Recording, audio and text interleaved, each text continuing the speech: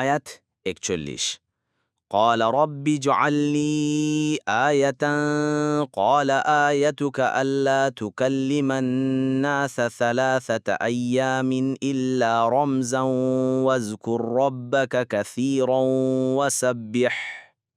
وسبح بالعشي والإبكار।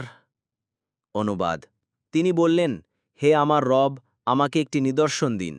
তিনি বললেন, আপনার নিদর্শন এই যে ৩ দিন আপনি ইঙ্গিত ছাড়া কথা বলবেন না, আর আপনার রবকে অধিক স্মরণ করুন এবং সন্ধ্যায় ও প্রভাতে তার পবিত্রতা মহিমা ঘোষণা করুন। তাফসির প্রতিশ্রুত সেই সুসংবাদটি সম্পর্কে বিস্তারিত অবগতি এবং পুত্র জন্মগ্রহণের পূর্বেই কৃতজ্ঞতা প্রকাশে মশগুল হওয়ার উদ্দেশ্যে জাকারিয়া আলাইহিসালাম নিদর্শন জানতে চেয়েছিলেন।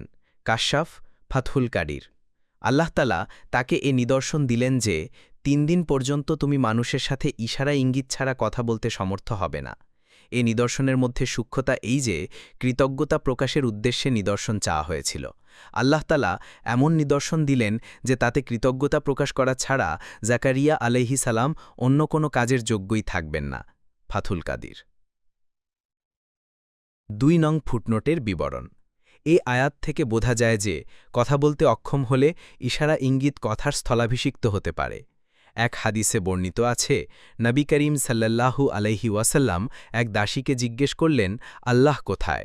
উত্তরে সে আকাশের দিকে ইশারা করলে নবী সাল্লাল্লাহু আলাইহি ওয়াসাল্লাম বললেন, এ দাসী মুসলিম, তাকে আজাদ করে দাও। মুসলিম ৫৩৭।